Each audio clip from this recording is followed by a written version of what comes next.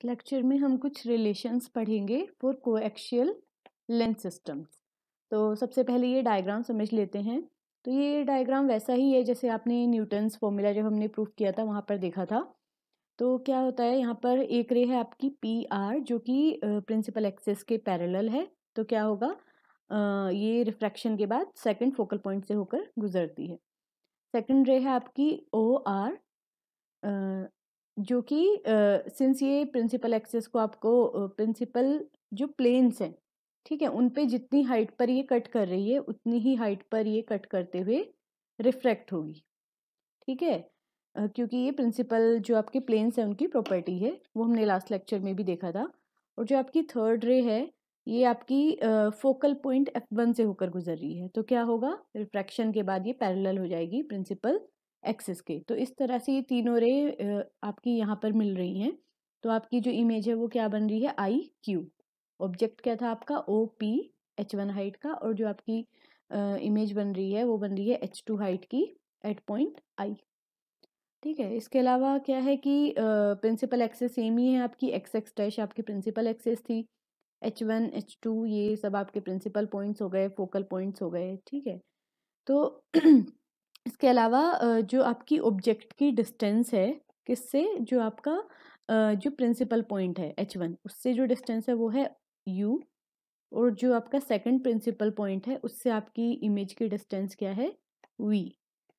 इसके अलावा जो आपकी फोकल लेंथ है, फर्स्ट फोकल लेंथ है F1, सेकंड फोकल लेंथ है आपकी F2, और जो आपका मीडियम है ऑब्जेक्ट स्पेस में, जो आपका मीडियम है उसका रिफ्रैक्टिव इंडेक्स है N1, और जो आपका इमेज स्पेस है उसमें क्या है आपका रिफ्रैक्टिव इंडेक्स N2।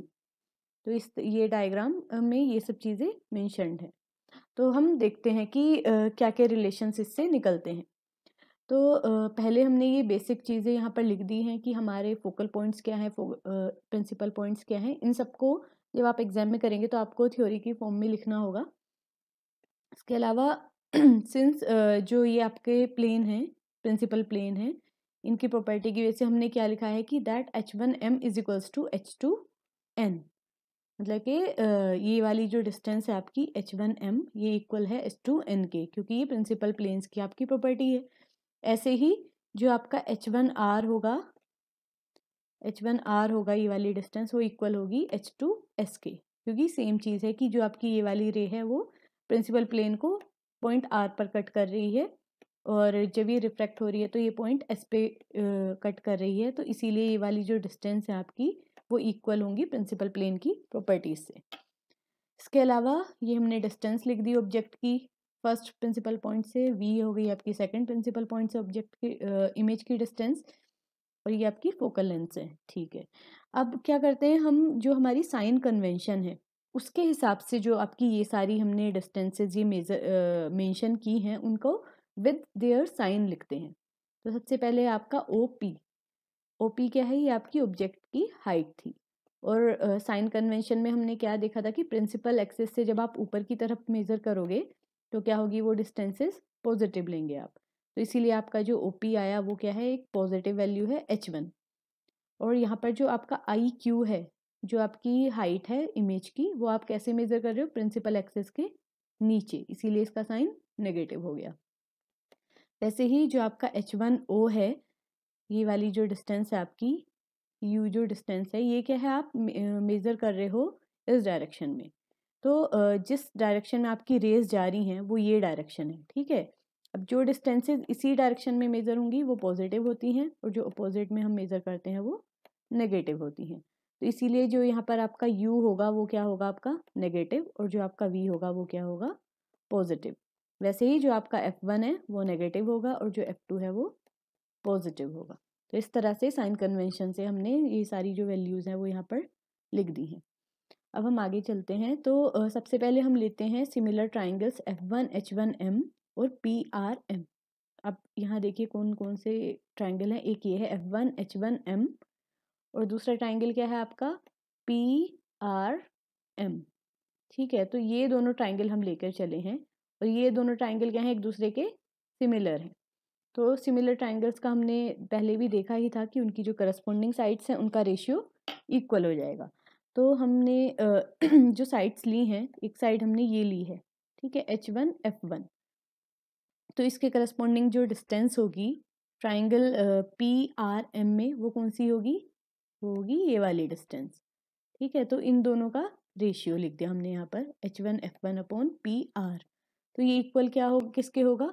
इसकी बाकी जो एक साइड बच रही है, दो साइड्स बच रही हैं, उनमें से हम एक साइड लेते हैं, ये वाली साइड। तो इसका जो रेशियो होगा H1M का जो रेशियो होगा वो किससे लेंगे हम? RM से। तो इन दोनों के रेशियो के इक्वल होगा जो हमने पहले वैल्यू लिखी थी, मतलब H1 F1 upon PR is equals to होगा आपका H1M अपॉन RM। तो अब क्या किया हमने, जो आपका RM है, ये वाली जो आपकी लेंथ है, इसको हमने क्या किया, दो पार्ट्स में हम लिख सकते हैं इसको, क्योंकि ये सम है इस वाली डिस्टेंस प्लस इस डिस्टेंस का, ठीक है। तो इन दोनों का हमने सम यहाँ पर लिख दिया। तो हमने RM को कैसे लिख दिया? H1R प्लस H1M, ठीक है। अब आगे चलते हैं। तो जो यहाँ पर H1 F1 अपॉन PR था, उसे हम कैसे लिख सकते हैं? H1 F1 upon OH1। ये कैसे आया? क्योंकि जो आपका ये PR है, ये वाली जो आपकी डिस्टेंस है PR, ये किसके इक्वल है? ये इक्वल है आपका OH के इक्वल, ठीक है। तो इसीलिए हमने इसकी जगह OH1 रख दिया है। अब नेक्स्ट है आपका H1M। यहाँ पर देखिए आप, हाँ, ये जो आपका H1M है वो किसके इक्वल है? ये आपकी जो डिस्टेंस H1M है, ये इक्वल होगी आपकी IQ वाली वैल्यू के इक्वल। तो यहाँ पर हमने क्या लिख दिया? IQ। वैसे ही जो आपका ये H1R है, उसकी जगह आप क्या लिख सकते हो? OP। कैसे? ये आपका है H1R, ये किसके इक्वल है? OP के, ठीक है। एक बार और दिखा देते हैं कि जो ये आपका H1R है वो इक्वल है आपके OP वाली डिस्टेंस के। तो यही हमने क्या किया, यहाँ पर लिख दिया है, ठीक है। तो आगे हम क्या करते हैं, अब इनकी वैल्यूज़ सब्सटीट्यूट करेंगे। यहाँ पर हमने सारी वैल्यूज़ लिखी हुई हैं, तो यहाँ से जब आप सारी वैल्यूज़ को यहाँ पर सब्सटीट्यूट करोगे अकॉर्डिंगली, तो आपको इक्वेशन 1 मिल गई। अब आगे देखते हैं। अब हम दो ट्राइंगल्स लेकर चलते हैं, सिमिलर ट्राइंगल्स SF2 H2 और SNQ। ये कौन से ट्राइंगल हैं? यहाँ पर देखिए आप, आपका है एक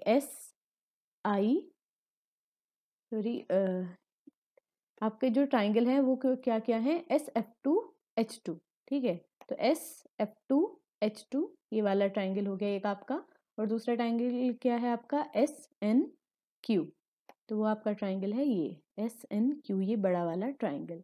तो इस तरह से ये जो आपके दो ट्राइंगल्स हैं, इनके के लिए आप जो सिमिलर ट्राइंगल्स की प्रॉपर्टी जैसे हमने लास्ट पिछले उसमें लगाया था यहाँ पर, वैसे ही हम इसमें लगाएंगे, ठीक है। तो अभी हम यहाँ पर सेम रिलेशन लगाते हैं कि ये वाली जो डिस्टेंसेज हैं आपकी H2 F2, इसका रेशियो लिखेंगे आप NQ से, और वो रेशियो किसके इक्वल होगा आपका? जो आपकी ये वाली डिस्टेंस है H2 और SN, इनके रेशियो के इक्वल होगा, ठीक है। तो पीछे की तरह ही हमने ये लिखा है, और फिर से हमने NS को दो पार्ट्स के सम में लिख दिया है, और फिर यहाँ पर हमने वैल्यू सब्सटीट्यूट कर दी हैं। तो इस तरह से आपको इक्वेशन 2 मिल गई। अब हमने क्या किया कि जो आपकी इक्वेशन 1 आई थी, यहाँ पर जो इक्वेशन 1 थी और जो आपकी ये इक्वेशन 2 है, इन दोनों को क्या किया आपने?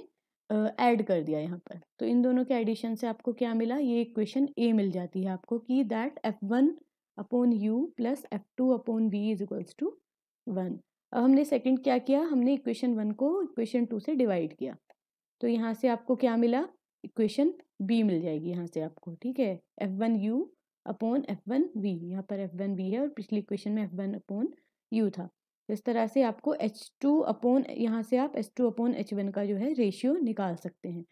और आपने पहले देखा था जब हमने मैग्नीफिकेशन पढ़ा था कि जो इमेज और ऑब्जेक्ट की हाइट का जो रेशियो है उसे हम क्या बोल रहे थे? Linear transverse magnification. तो इस तरह से H2 अपॉन H1 जो है वो आपके M के इक्वल है, और इसकी वैल्यू ये है। अब एक पर्टिकुलर केस लेते हैं कि जब जो आपका मीडियम है दोनों साइड सेम है, ठीक है। तो उस केस में क्या बोलेंगे आप कि जो आपका जो N1 है वो इक्वल हो गया आपके N2 के। तो इस केस में क्या होते हैं, हमने ये पहले भी देखा था जब हम न्यूटन्स फॉर्मूला पढ़ रहे थे कि इस केस में आप क्या लिख सकते हो कि -F1 is equals to F2 is equals to F। दोनों ही फोकल लेंथ का जो मैग्नीट्यूड है वो इक्वल हो जाता है, बस उनके साइन का डिफरेंस है। तो ये वैल्यू जब आप यहाँ पर सब्स्टिट्यूट करोगे इक्वेशन ए में, तो आपको क्या मिलेगा, 1/v minus 1/u is equals to 1/f। ये फॉर्मूला आपने पहले भी पढ़ा होगा, ये लेंसेज के लिए कॉमन फॉर्मूला है। उसके अलावा जो आपकी इक्वेशन बी है ये क्या बन जाएगी, that m is equals to v upon u। ठीक है, तो इस तरह से ये आपको दो रिलेशंस मिल गए हैं। ठीक है, और इसके अलावा हम एक रिलेशन और देखते हैं आगे अब। तो ये जो रिलेशन है इसमें आपका जो मैग्नीफिकेशन है उसकी बात होगी, जो आपका एंगुलर मैग्नीफिकेशन है उसकी यहाँ पर बात होगी। ठीक है, तो इसके लिए हमने ये दो एंगल माने हैं कि जो ये वाली रे थी ओ आर, ये एंगल बना रही है θ1, और जो आपकी रे है एस आई वो एंगल बना रही है θ2।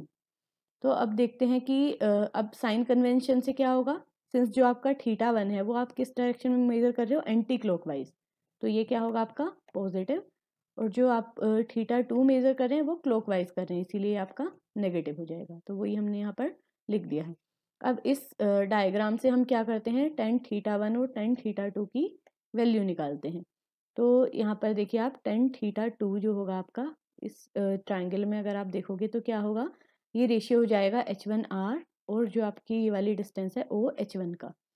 तो इस तरह से हमने लिख दिया h1r अपॉन h1o। h1r की वैल्यू है h1 और h1o है आपका -u। वैसे ही आपने tan θ2 निकाला, सिंस θ2 का जो साइन है वो नेगेटिव है इसलिए हमने tan -θ2 रखा। तो इस वाले ट्राइंगल से आप tan θ2 की वैल्यू निकाल देंगे। उसके बाद हमने क्या किया कि ये जो आपके दो वैल्यूज़ मिली tan θ1 tan θ2, इन दोनों का रेशियो निकाल दिया, तो वो आपको मिला v/u। अब हमने जो पहले पढ़ा था हेल्महोल्ट्ज़ लॉ ऑफ मैग्नीफिकेशन, वहाँ से हमें एक ये वाला रिलेशन मिला था। ठीक है, तो यहाँ से आपने tan θ1 अपॉन tan θ2 की वैल्यू निकाली, और फिर ये जो आपकी दो इक्वेशन मिली, इक्वेशन 3 और 4, इन दोनों को अगर आप कंपेयर करोगे तो आप क्या देख रहे हो कि इन दोनों की जो लेफ्ट हैंड साइड है वो इक्वल है, तो इनकी जो राइट हैंड साइड है वो भी इक्वल होगी। तो इस तरह से आपको ये रिलेशन मिल जाएगा। और फाइनली जब आप h2 अपॉन h1 का रेशियो निकालोगे तो आपको ये वाली इक्वेशन मिल जाएगी। अब जो ये h2 अपॉन h1 है ये आपने पहले भी निकाला था यहाँ पर इक्वेशन बी में, तो यहाँ से हम h2 अपॉन h1 की वैल्यू यहाँ पर रख देंगे इस वाली इक्वेशन में। ठीक है, तो हमें क्या मिला, -v/u f1 upon f2 is equals to n1 n2 upon n1 n2 into v/u। तो यहाँ से आपको f1 अपॉन f2 का जो है एक रेशियो की वैल्यू मिल गई कि that it is equals to -n1 upon n2। मतलब ये फोकल लेंथ और जो आपके रिफ्रैक्टिव इंडेक्स हैं उनके बीच में एक रिलेशन आपको यहाँ पर मिल गया है।